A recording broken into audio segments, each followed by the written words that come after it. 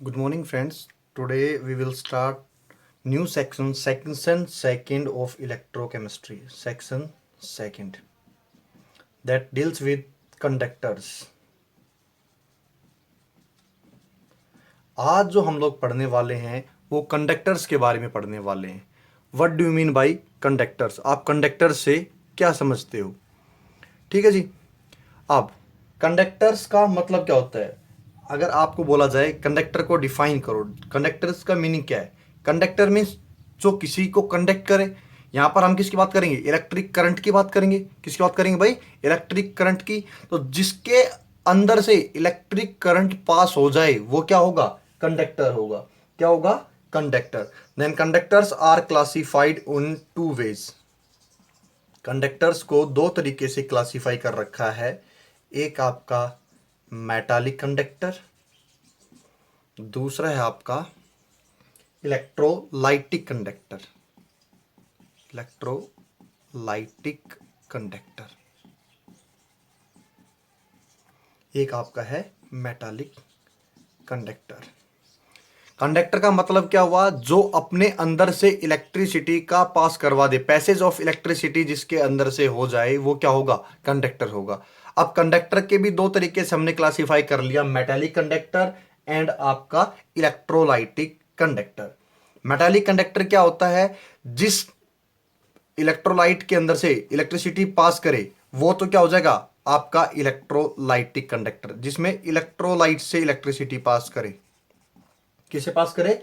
Electrolyte से अगर आपकी इलेक्ट्रिसिटी पास होती है तो वो क्या हो जाएगा? आपका इलेक्ट्रोलाइटिक कंडक्टर. क्या हो जाएगा जी? Electrolytic conductor. और इसमें जो आपकी इलेक्ट्रिसिटी पास करेगी वो कर सकती है, अगर इसके इलेक्ट्रोलाइट किसको लेंगे, या तो आप साल्ट्स ले लो, या स्ट्रोंग एसिड ले लो, या फिर आप स्ट्रोंग बेस ले सकते हो. अब इनमें जो इलेक्ट्रिसिटी पास होगी इलेक्ट्रोलाइटिक कंडक्टर के अंदर वो क्या करेगी? पैसेज ऑफ इलेक्ट्रिसिटी करंट होगा by the decomposition of electrolyte. यहां पर इलेक्ट्रोलाइट क्या करेगा? डिकंपोज करेगा, टूटेगा, उसके बाद ही क्या होगी? आपकी इलेक्ट्रिसिटी कंडक्ट होगी.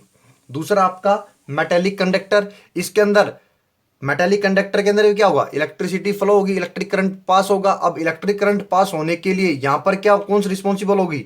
आयंस. यहां पर क्या था आपका? Ions are responsible. यहां पर क्या था आपका? Electrons are responsibles. Electrons are responsible. यहां पर जो इलेक्ट्रिक करंट होगा वो चलेगा, वो किसकी हेल्प से चलेगा? इलेक्ट्रॉन्स की हेल्प से. इसीलिए मेटालिक कंडक्टर का दूसरा नाम है इलेक्ट्रॉनिक कंडक्टर. क्या नाम है जी? Electronic conductor. इसके अंदर जो इलेक्ट्रिसिटी का पैसेज होगा वो किसकी हेल्प से होगा? By the help of electrons. यहां पर आपका इलेक्ट्रोलाइट डिकंपोज करेगा किसकी फॉर्म में? आयंस की फॉर्म में. यहां पर आपका मेटालिक कंडक्टर के अंदर इलेक्ट्रॉन्स क्या होंगे? इलेक्ट्रिसिटी को कंडक्ट करेंगे. यहां पर किसी की भी डिकंपोजिशन वाला सिस्टम नहीं रहेगा. अब बात आती है कि इलेक्ट्रो मेटालिक कंडक्टर हो गया और आपका क्या हो गया? आपका इलेक्ट्रोलाइटिक कंडक्टर. अब इन दोनों के बीच में difference. Difference between electronic conductor and electrolytic conductor. सबसे पहला डिफरेंस तो ये हो गया कि इसमें इलेक्ट्रॉन्स रेस्पॉन्सिबल होते हैं. इसमें कौन होगा? आपका इलेक्ट्रोलाइट या आयंस क्या करेंगे? इलेक्ट्रिसिटी को कंडक्ट करेंगे. इसमें डिकम्पोजिशन ऑफ इलेक्ट्रोलाइट होता है, इसके अंदर डिकम्पोजिशन ऑफ इलेक्ट्रोलाइट नहीं होगा. ठीक है जी. तीसरा, इसके अंदर कोई केमिकल चेंज अगर नहीं हुआ, अगर इसके अंदर इलेक्ट्रॉन्स की वजह से इलेक्ट्रिसिटी फ्लो कर रही है तो इसके अंदर कोई भी चेंजमेंट नहीं आया, कोई भी केमिकल रिएक्शन अगर नहीं की, सिर्फ इलेक्ट्रॉन्स थे फ्री, उसकी वजह से मूवमेंट ऑफ इलेक्ट्रॉन्स की वजह से क्या हो गई? आपकी पैसेज ऑफ इलेक्ट्रिक करंट हो गया. लेकिन अगर बात करता हूं इलेक्ट्रोलाइटिक कंडक्टर की, इसके अंदर आपका स्ट्रॉन्ग इलेक्ट्रोलाइट था, वो डिसोसिएट हुआ आयंस की फॉर्म में, और उस आयंस की फॉर्म में डिसोसिएट होने की वजह से आपका इलेक्ट्रिक करंट क्या हो रहा है? पास हो रहा है. तो वो क्या हो जाएगा? आपका इलेक्ट्रोलाइटिक कंडक्टर. अब इसके अंदर मेटालिक कंडक्टर के अंदर कोई भी मैटर इन्वॉल्व नहीं है, इसके अंदर क्या आपके आयंस इन्वॉल्व है.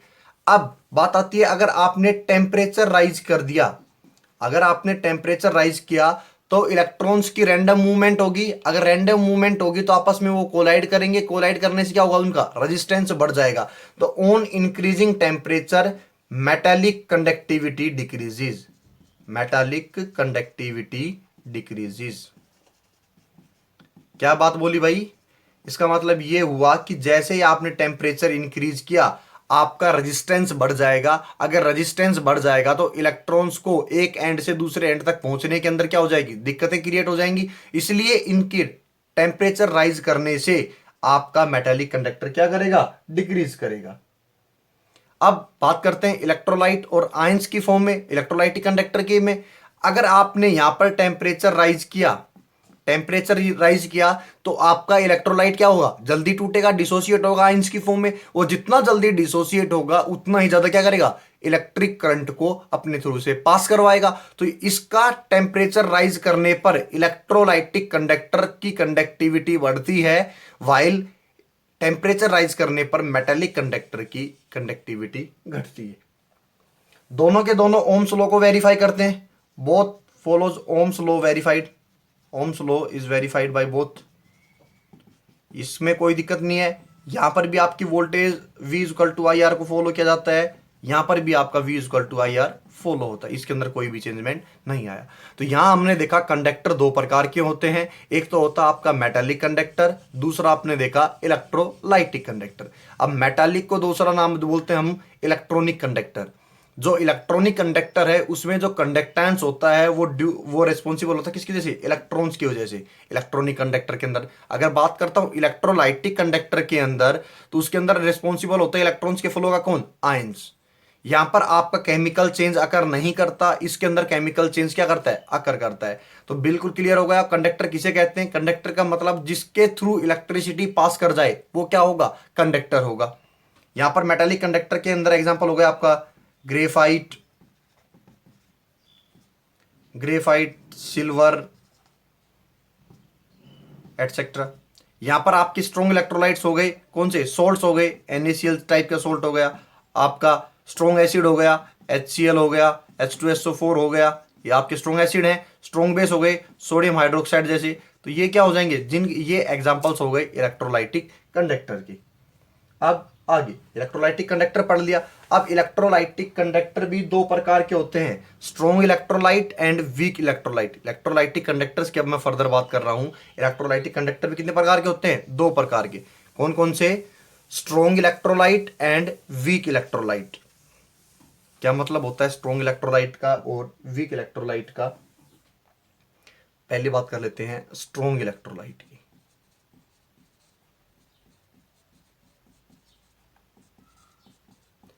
इलेक्ट्रोलाइट है तो इस बात से क्लियर हो गया कि यहां पर जो इलेक्ट्रिक करंट आपका फॉलो करेगा, इलेक्ट्रिक करंट पास करेगा, वो कैसे पास करेगा, बाय दी पैसे। आपका जो इलेक्ट्रिक करंट रेस्पॉन्सिबल रहेगा वो क्या होगा, डिकम्पोजिशन ऑफ आपका इलेक्ट्रोलाइट के बाद ही होगा। तो यहां पर जो स्ट्रॉन्ग इलेक्ट्रोलाइट होता है वो कंप्लीटली आयोनाइज्ड हो जाता है। स्ट्रॉन्ग इलेक्ट्रोलाइट क्या होता है, completely ionised, completely ionised in the form of ions. यहां पर क्या होता है, आपका जो इलेक्ट्रोलाइट आपने क्या लिया है, स्ट्रॉन्ग इलेक्ट्रोलाइट है, जैसे आपका NaCl है। जैसे ही आप इसको हाइड्रोलाइज करोगे तो क्या दे देगा, Na positive plus Cl negative ions. तो ये कंप्लीटली डिसोसिएट हो गया। जैसे ही इसके अंदर वाटर के अंदर आपने इसकी हाइड्रोलिसिस की तो क्या हो गया, कंप्लीटली डिसोसिएट हो गया, sodium positive ion and chloride negative ions की फॉर्म में। तो ये क्या हो गया, आपका स्ट्रॉन्ग इलेक्ट्रोलाइट हो गया। क्या हो गया, स्ट्रॉन्ग इलेक्ट्रोलाइट। अगर इसके अंदर एग्जाम्पल्स किसको ले सकते हो आप, strong acids, strong bases and salts, example हो गए। दूसरी बात आती है weak electrolyte. Weak electrolyte, weak electrolyte किसको बोलेंगे, जिसके अंदर कंप्लीटली आयंस की फॉर्म में वो ना कन्वर्ट हो, कंप्लीटली आयोनाइज ना हो in the forms of ions. इसमें कुछ हद तक क्या बच जाए, बच जाए। तो यहां पर क्या होगा, यहां पर कंप्लीटली और था, यहां पर क्या होगा, partially ionised in the forms of ions, partially ionized in the form of ions। जिसके अंदर जैसे ये आपका क्या हो रहा था, कंप्लीटली डिसोसिएट हो रहा था आयंस की फॉर्म में। एग्जांपल ले लिया मैंने यहां पर आपका एसिटिक एसिड। अब आपका एसिटिक एसिड क्या है, वीक एसिड है। अब ये टूटेगा तो क्या देगा, H positive plus CH3COOO negative. यहां पर आपको एसिटेट आयन मिलेगा। अब ये क्या करेगा, कंप्लीटली डिसोशिएट नहीं हुआ, कुछ देर बाद क्या, मैंने बैकवर्ड डायरेक्शन के अंदर भी एरो लगाया हुआ है, दैट मीन्स क्या, कुछ टाइम बाद ऐसा होगा कि ये आपस में क्या कर जाएंगे, रिजॉइन करके वापस से क्या बना लेंगे, एसिटिक एसिड बना लेंगे आपका। तो ये क्या हुआ है आपका वीक इलेक्ट्रोलाइट, पार्शली आयोनाइज्ड हुआ, कुछ अमाउंट आपकी इसकी एसिटिक एसिड की क्या बच जाएगी सॉल्यूशन के अंदर, तो ये क्या होगा आपका पार्शली आयोनाइज्ड। एग्जांपल्स हो गए आपके weak acid and weak basis.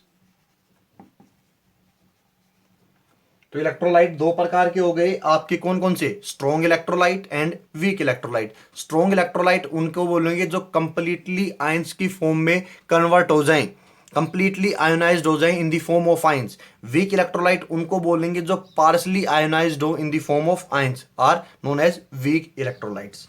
Electrolyte conductor देखा, कंडक्टर्स क्या होते हैं, it is the ability to flow of current. Conductor का मतलब यहां पर क्या हुआ, ability to flow the current, कितना करंट उसमें से पास हो। फिर हमने कंडक्टर्स को दो तरीके से क्लासिफाई किया, पहला is your electrolytic, second one is your electronic conductor या मेटालिक कंडक्टर। इलेक्ट्रोलाइटिक कंडक्टर के अंदर आपका इलेक्ट्रोलाइट का डिकम्पोजिशन होता है, उसके बाद इलेक्ट्रिक करंट क्या करता है, फ्लो करता है। अगर बात करता हूं इलेक्ट्रॉनिक कंडक्टर का, उसके अंदर आपके इलेक्ट्रॉन्स रिस्पॉन्सिबल होते हैं for the flow of electric current. आपका जो इलेक्ट्रॉनिक कंडक्टर है उसके अंदर कोई भी केमिकल चेंज अकर नहीं होता। अगर बात करता हूं किसकी, इलेक्ट्रोलाइटिक कंडक्टर की, उसके अंदर केमिकल चेंज अकर होता है, क्योंकि आपका जो इलेक्ट्रोलाइट है वो डिसोसिएट होता है in the forms of ions, that is why they favours the chemical change. तीसरी बात कर लेते हैं, जैसे आपने टेम्परेचर राइज किया तो जिस इलेक्ट्रॉनिक कंडक्टर के अंदर इलेक्ट्रॉन्स का फ्लो हो रहा था, तो वो क्या करेगा, जैसे आपका टेम्परेचर राइज करेगा तो इलेक्ट्रॉन्स रैंडम डायरेक्शन में ओरिएंटेड होंगे, तो उनके अंदर रेजिस्टेंस इंक्रीज करेगा। इलेक्ट्रॉनिक कंडक्टर के अंदर टेम्परेचर राइज करने से आपका रेजिस्टेंस इंक्रीज होगा। और आप लोगों ने ओम्स लॉ पढ़ा हुआ है, V equal to I R, जितना आपका रेजिस्टेंस बढ़ेगा आपका इलेक्ट्रिक करंट क्या करेगा, घटेगा। अरे बोलो भाई, V equal to I R, आपका रेजिस्टेंस बढ़ रहा है तो इलेक्ट्रिक करंट का जो फ्लो है वो क्या कर जाएगा, कम हो जाएगा। अगर उसी की जगह पे बात करता हूं इलेक्ट्रोलाइटिक कंडक्टर की, तो इलेक्ट्रोलाइटिक कंडक्टर का मतलब हुआ जो आपका आयंस की फॉर्म में डिसोसिएट हुआ, नंबर ऑफ आयंस बने। जैसे आपने टेम्परेचर राइज किया तो जो आपका इलेक्ट्रोलाइट था वो मोर स्ट्रांगली क्या करेगा, टूटेगा, बहुत जल्दी टूटेगा। जितना जल्दी टूटेगा उतनी जल्दी क्या मिलेंगे आपको, आयंस मिलेंगे, और वो जितने नंबर ऑफ आयंस ज्यादा मिलेंगे उतना जल्दी क्या होगा, आपका इलेक्ट्रिसिटी का फ्लो ज्यादा होगा, क्योंकि यहां पर जो इलेक्ट्रिक करंट को पैसेज करवाया जाता है by the help of ions. फिर उसके बाद आपने देखा इलेक्ट्रोलाइट भी दो प्रकार के होते हैं, strong electrolyte and weak electrolyte. Strong electrolyte का मतलब वो हो गया जो कंप्लीटली आयंस की फॉर्म में ब्रेक हो जाए, वो क्या हो जाएगा आपका स्ट्रॉन्ग इलेक्ट्रोलाइट। और जो कंप्लीटली आयंस की फॉर्म में ब्रेक ना हो वो क्या हो जाएगा आपका वीक इलेक्ट्रोलाइट। अब पढ़ते हैं next topic, expression for electrolytic conductors. आपने क्या पढ़ा, अब इनको कंडक्टिविटी को मेजर कैसे करते हैं, किस किन किन फॉर्मेट्स के अंदर पढ़ते हैं, तो उसके लिए क्या गया, हेडिंग डाल सकते हो आप, expression for electrolytic conductor. Expression for electrolytic conductors.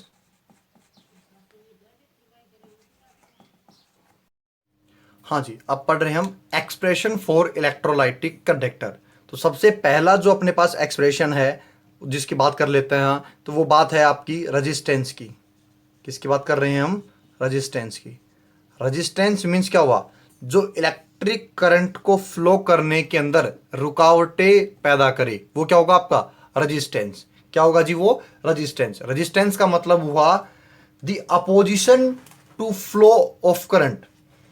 क्या मतलब हुआ, द अपोजिशन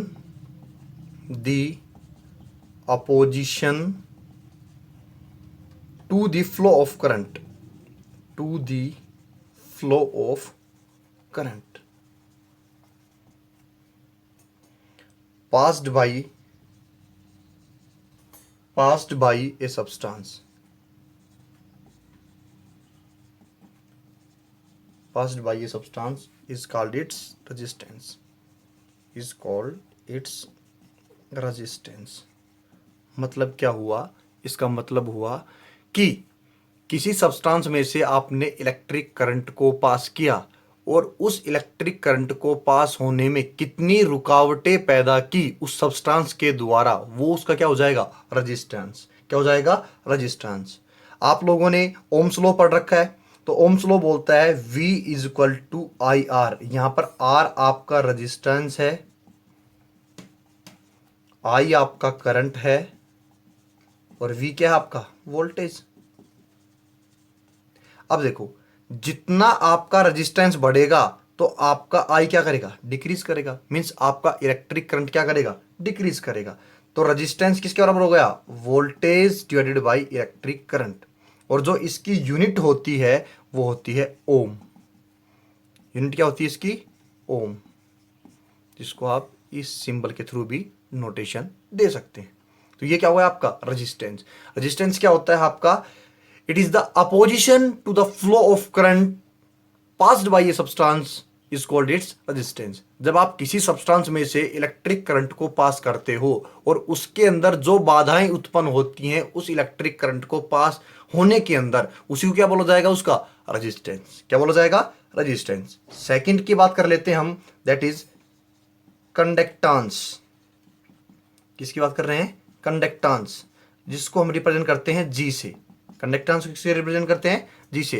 ये क्या होता है, it is the reciprocal of resistance. क्या होता है, it is the reciprocal of resistance. Resistance क्या कर रहा था, करंट को बहने के अंदर रुकावटें पैदा कर रहा था। कंडक्टेंस क्या हो गया, कितनी जल्दी उसमें से क्या कर जाए, इलेक्ट्रिक करंट पास कर जाए, या ability to flow of electrons through itself. इसको क्या बोलेंगे, कंडक्टेंस की डिफरेंस क्या हो जाएगी, एबिलिटी, ये उसकी ताकत हो जाएगी, ability to flow of electrons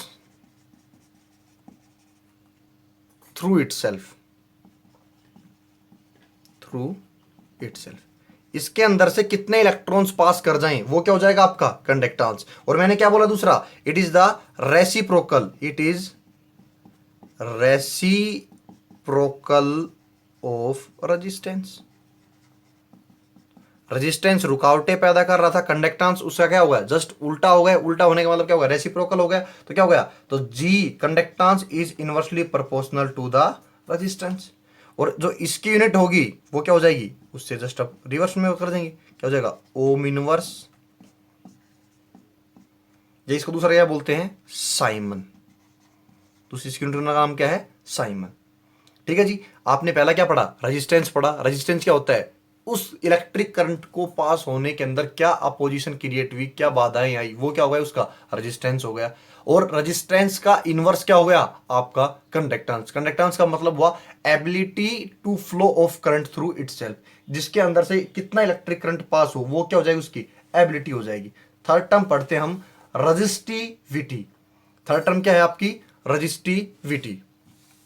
तो उसको देखते हैं एक बार। कंडक्टेंस आपने, रेजिस्टेंस देख लिया, कंडक्टेंस देख लिया। अब जो थर्ड टर्म हमारे पास निकल के आई है, that is, third one is resistivity.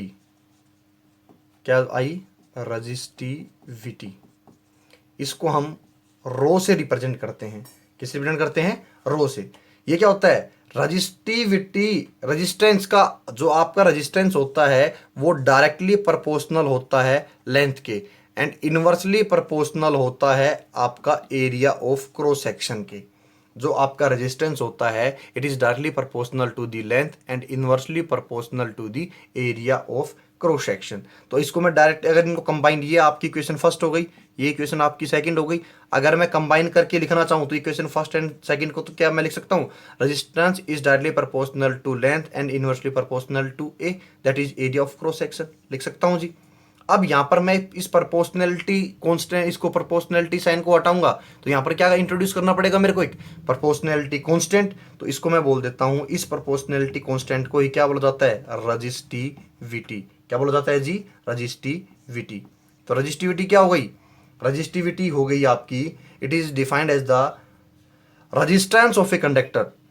It is defined as the resistance of a conductor having area of cross section 1 centimeter square and length of 1 centimeter. क्या हो गया, इसको अगर मैं डिफाइन करता हूं, ये क्या हो गया आपका रजिस्टिविटी। तो क्या मैं रजिस्टिविटी को ले सकता हूं, resistance into area of cross section and divided by length. तो इसको क्या बोला था मैंने, रजिस्टिविटी। तो रजिस्टिविटी क्या हो गई, रजिस्टिविटी आपके रेजिस्टेंस के बराबर हो जाएगी कब, जब आपका एरिया ऑफ क्रॉस सेक्शन भी क्या आ जाए 1 सेंटीमीटर स्क्वायर आ जाए और आपकी लेंथ भी क्या आ जाए 1 सेंटीमीटर आ जाए। तो वो क्या हो जाएगी आपकी रजिस्टिविटी, किसके बराबर हो जाएगी, आपकी रजिस्टेंस के बराबर हो जाएगी। तो रजिस्टिविटी की डेफिनेशन क्या हो जाएगी, it is defined as the resistance of a conductor having area of cross section 1 centimetre square and length is 1 centimetre. ठीक है, ये क्या होगा आपकी रजिस्टिविटी।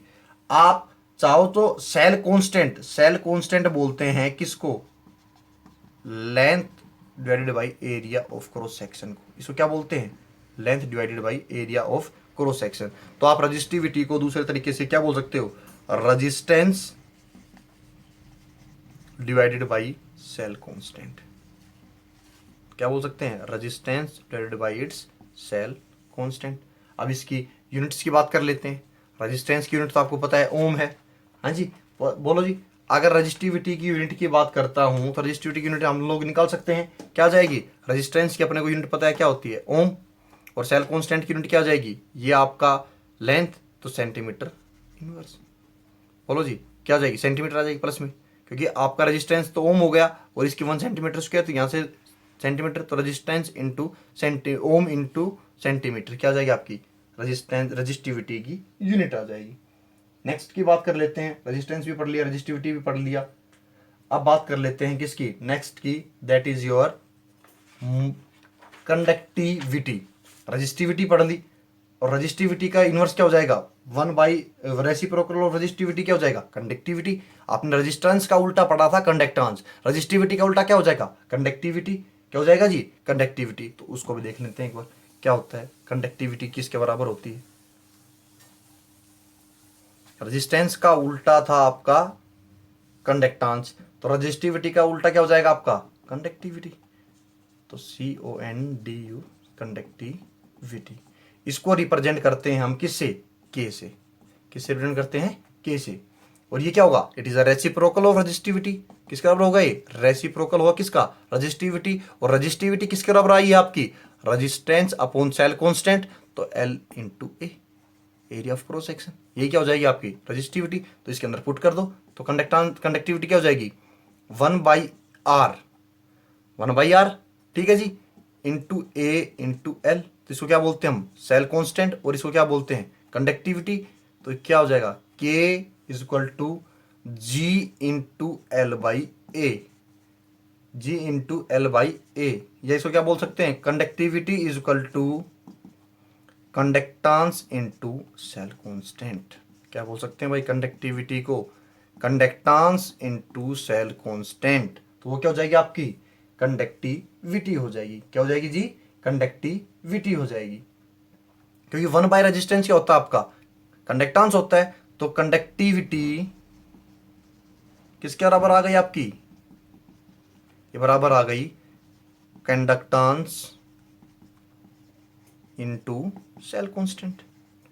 किसके बराबर आ गई भैया, कंडक्टेंस इंटू सेल कांस्टेंट के, ये आपकी बराबर आ गई क्या, कंडक्टिविटी। कंडक्टिविटी को रिप्रेजेंट करते हैं K से। किसे रिप्रेजेंट करते हैं, K से। तो इसको क्या बोल सकते हैं, it is defined as the, conductivity is defined as the conductance of a conductor having length 1 centimetre and area of cross section is 1 centimetre square. क्योंकि लेंथ सेल कांस्टेंट किसके बराबर होता है आपका, सेल कांस्टेंट बराबर होता है आपका length upon area of cross section. अगर यहां पर मैं लेंथ 1 सेंटीमीटर ले लूं, एरिया 1 सेंटीमीटर स्क्वायर ले लूं, तो ये जो आपकी कंडक्टिविटी है K, वो किसके बराबर आ जाएगा, कंडक्टेंस के बराबर आ जाएगा। किसके बराबर आ जाएगा, कंडक्टेंस के बराबर आ जाएगा। अगर इसकी यूनिट की बात करता हूं, अगर इसकी यूनिट की बात करता हूं, तो कंडक्टेंस की यूनिट क्या होती है, ओम इनवर्स। क्या होती है जी, ओम इनवर्स। और यहां पर सेल कांस्टेंट की यूनिट क्या आएगी, सेंटीमीटर इनवर्स। यहां पर क्या भी आ जाएगी, सेंटीमीटर इनवर्स। तो वहां पर रजिस्टिविटी की जो हमने यूनिट देखी थी वो क्या थी, ओम इंटू सेंटीमीटर। तो रजिस्टिविटी क्या हो जाएगी, रेसिप्रोकल हो जाएगी। तो क्या हो जाएगी, ohm inverse and centimetre inverse.